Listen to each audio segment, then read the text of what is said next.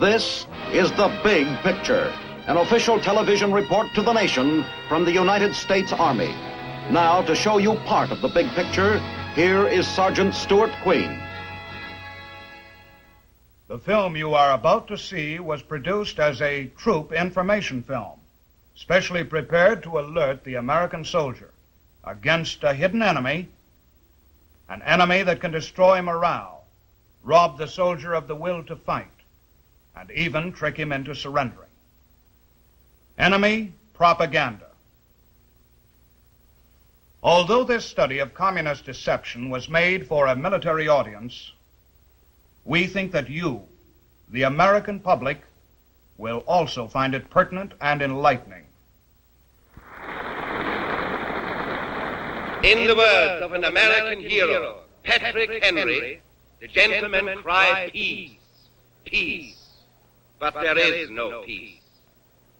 And today America cries peace, peace. To further the blessings of peace, to ensure peace, America today sends to every nation in her imperialist orbit the implements of peace, ammunition, rifles, bayonets, hand grenades, machine guns, bombing planes, fighter planes, and now even atomic cannon. The gentlemen from America may call that peace, but I have another word for it. I call it war. I call it America's master plan to enslave the world.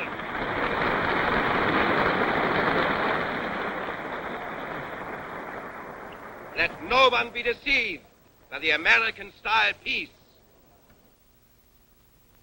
Let no one be deceived. That's what the man said. I don't think you need three guesses to know what this is all about. But let's listen a moment longer and see what's behind it.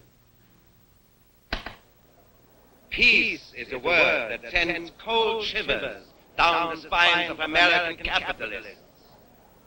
Peace is what the whole world yearns for, prays for, longs for. But on Wall Street, it is a word that spells ruin. I say, let the American warmongers beware. The people want peace, and we are the voice of the people.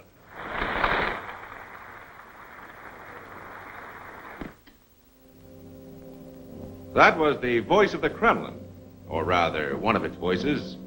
There are lots of them around the world, speaking in every language.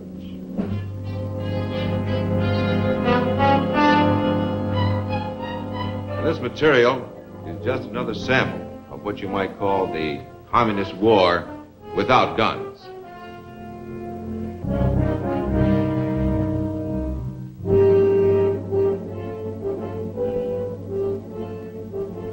And this is some of their ammunition.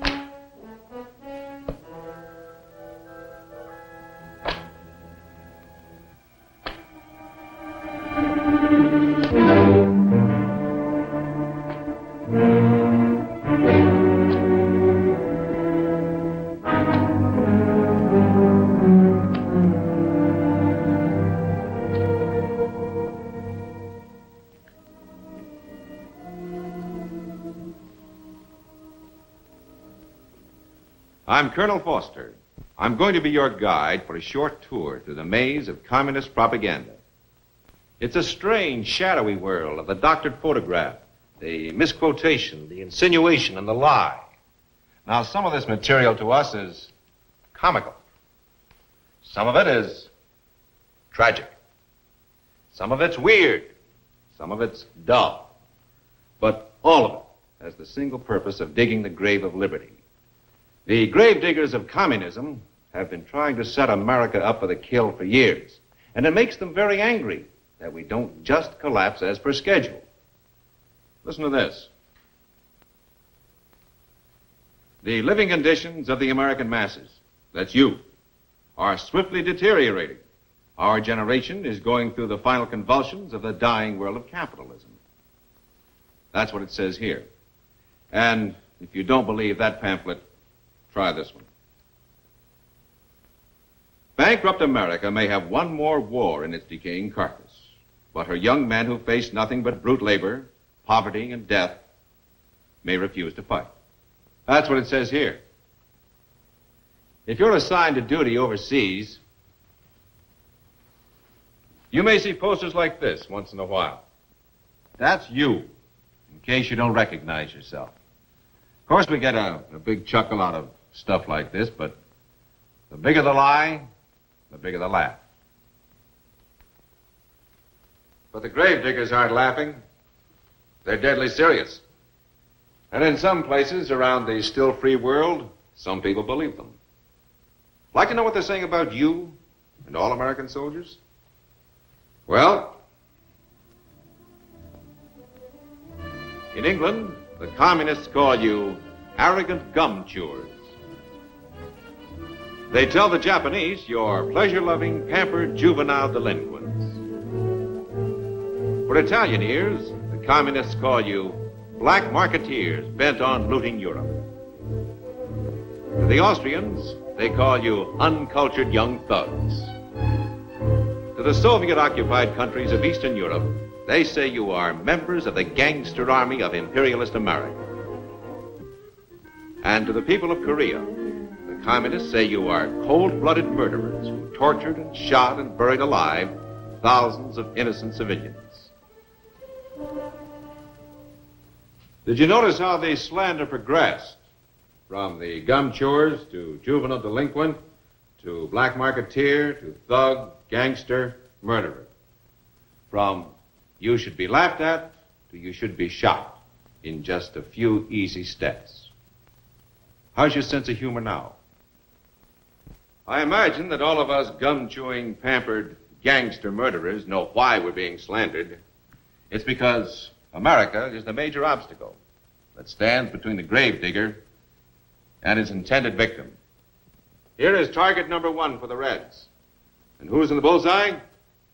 You are. Being in the bullseye, it's important to know something about the enemy's weapons and how to spoil their aim. That aim is nothing less than world conquest, and subversion by every possible means is the chief method used. The key word is conflict. Outside of the red countries themselves, conflict must be promoted everywhere. Every dissatisfaction must grow into a resentment. Every resentment must become an argument. Every argument must grow into a fight. Every fight must blossom into a riot. Every riot must expand into a war. And every war must end in devastation. For there in the ruins, communism finds its chance. For the communists, there must never be a compromise. Never a settlement of disputes. Only conflict. To Americans, none of it makes much sense. But wherever there is poverty, unemployment, disillusionment, there is also despair. And where there is despair, people may listen to anyone, to any plan that promises a change. In America, practically nobody listens. In all countries with stable government, civil liberties, and reasonable prosperity, communism makes little or no headway. The red countries cannot stand comparison in the light of day. That's one reason for the Iron Curtain that stretches across Eastern Europe from the Baltic Sea to the Mediterranean. The barrier works two ways. It keeps free men from seeing too much inside, and it keeps the slave world from glimpsing freedom. Back of that Iron Curtain is the biggest captive audience in the world. They don't have to sell them, just tell them. And what did they hear about themselves? Well, let's listen. Мы передавали специальную программу, посвященную сельскохозяйственному планированию в Азербайджане. At a recent meeting of the International Labor Organization, the question was raised by one of the American delegates as to why there are no strikes in the USSR. To the people of the Soviet Union, this is a foolish question. The reason why we do not have strikes is because we do not have exploitation of the workers. Here there are no capitalists and no landlords seeking profits at the expense of human welfare. As all of us know, in the Soviet Union, authority belongs to the working people. In no other country does the worker feel so much a part of his factory, his farm, his village, and his nation. Our workers do not grumble or strike. They leave that to the discontented masses of other countries who have not yet advanced to socialism. One has but to look around the Union of Soviet Socialist Republics to see on every hand evidence of our enormous progress. In Uzbekistan, there has been a mighty upswing in the economy and unprecedented cultural progress as well. Twice as many Uzbeks today receive higher education than in France, for example. In Czechoslovakia, household appliances and motorcycles have ceased to be the goods exclusively for the rich. Today, they are available to all. In Byelorussia, the people have received all equipment necessary for boosting agriculture, such as tractors and machines. We are a nation of happy builders in a blossoming land. You get the picture? For the people around Moscow, they say everything in Uzbekistan is wonderful. For the people in the Ural region, they say everything in Czechoslovakia is wonderful.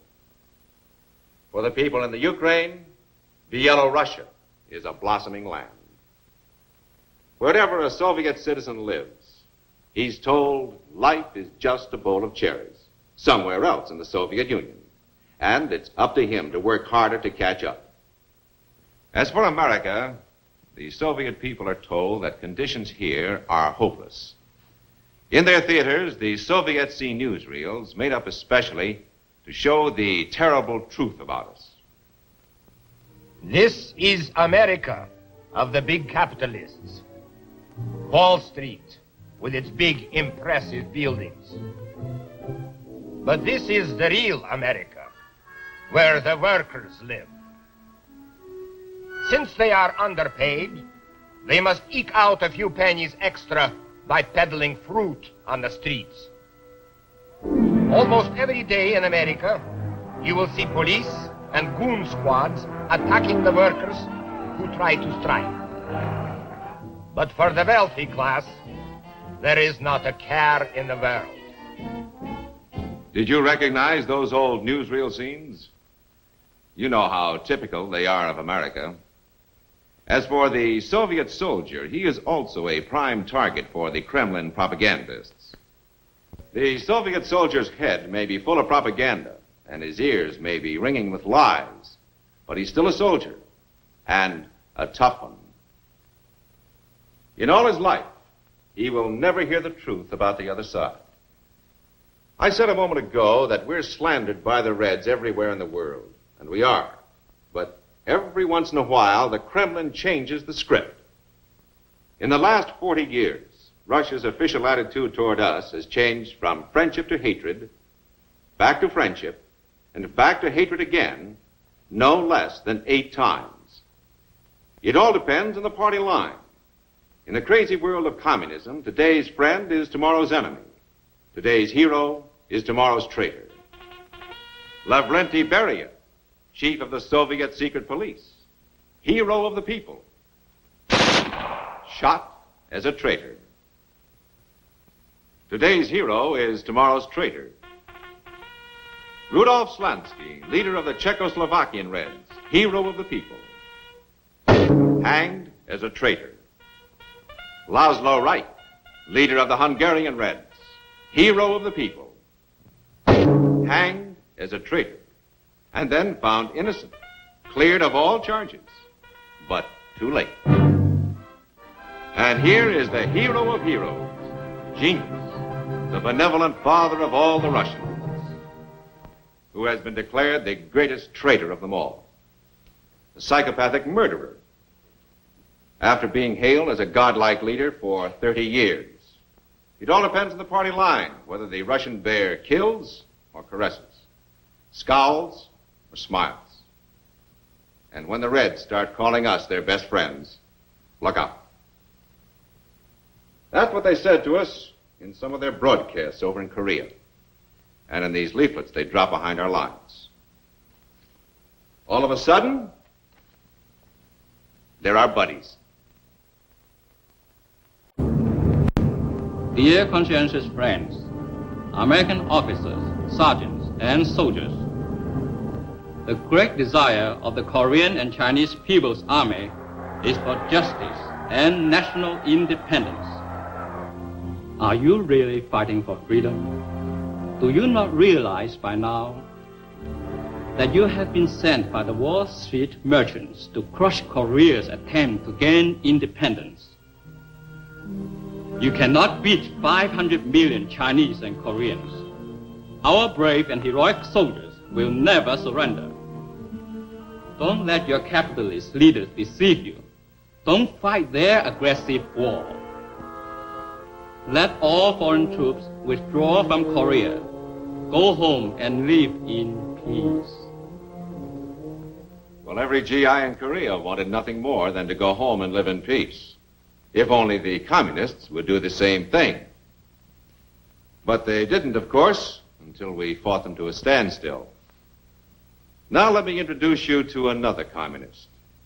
This is going to be hard to take, so brace yourselves. Hi, fellas. How are you today? Not so good, huh? Well, you know what General Sherman said about war. Oh, well, it'll only last 7 or 8 years, fellas. Of course, it could be less than that if your leaders would only listen to reason. But let's not talk about it. I'm going to play some real dreamy music for you. But first, I want to welcome some new fellows into the line, the 305th Infantry Regiment. I'm sorry the weather's so bad for you. We had planned to fix all the roads before you came, but there isn't much we can do about it now. Incidentally, keep your feet dry, fellas. Your medics can't do a thing for frozen toes, and your girlfriends back home don't want you crippled. Take it easy, huh?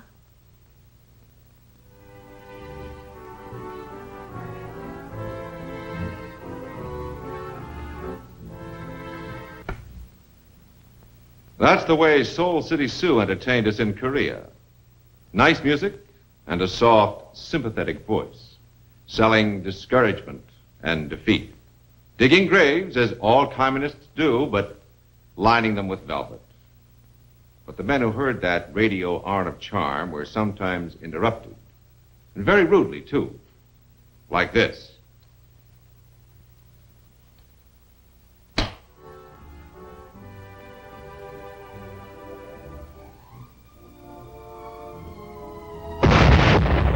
Yankee, you die! Yankee, we come! We come get you now! Oh, Yankee, you die now!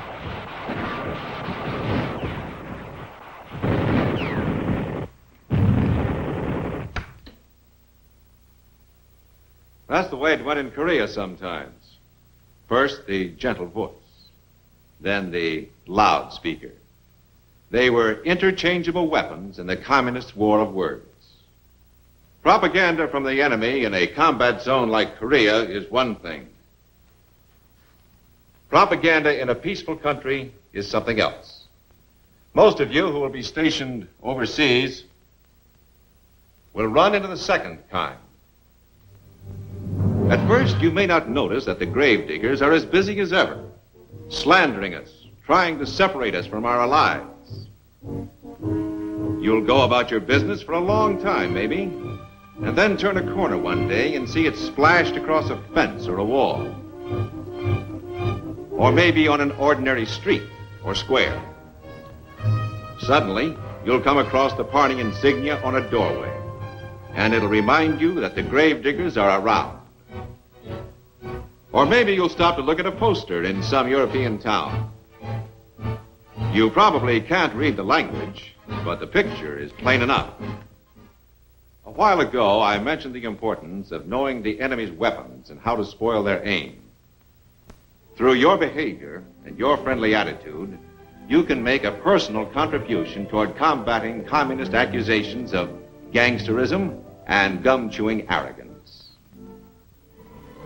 Here's another way to play it smart. Avoid any contact with political demonstrations and you'll stay out of trouble.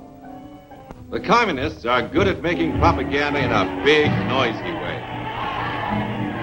And in a quiet, insidious way, too. It's a very bad mistake to rearm Germany. The Soviets are no fools. They will not allow it, even if it means war. France? It is a corpse, propped up by American bayonets. No, my friend. France is not a nation.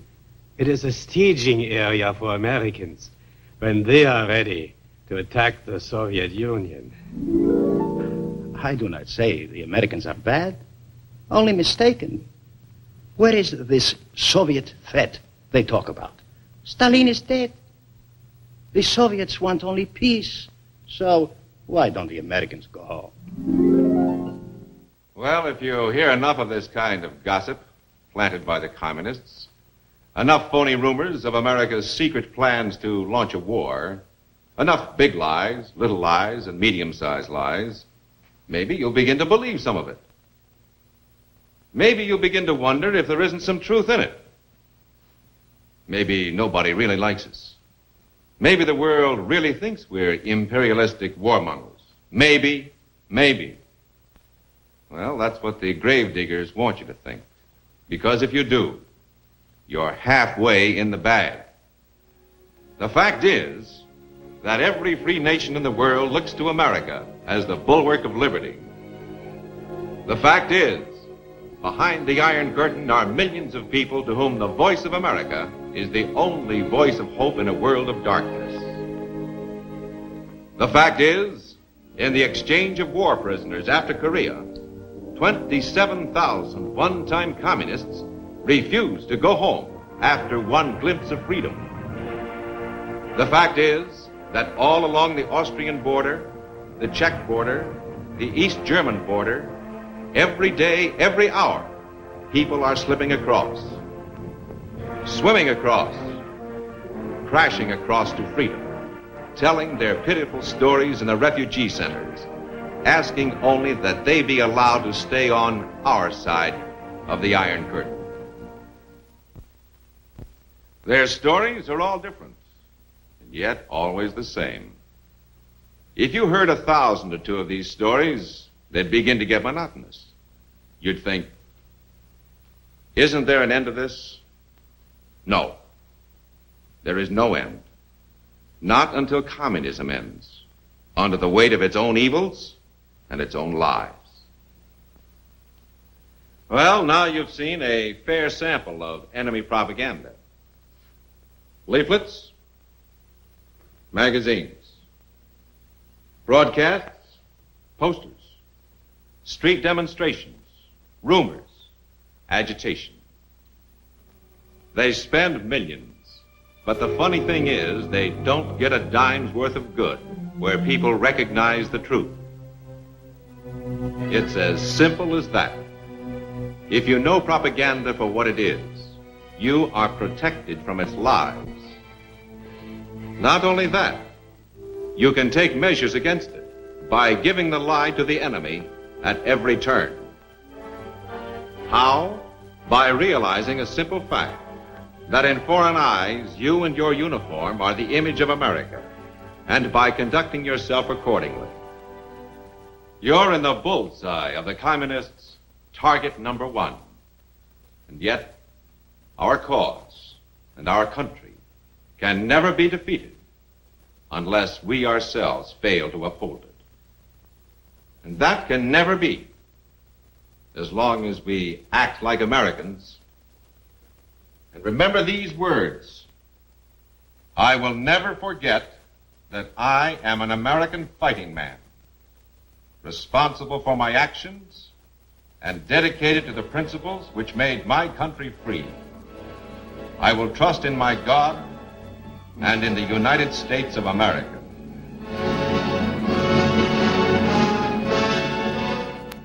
The best defense against enemy propaganda is truth. For a communist, a thing is true only if it advances the communist cause.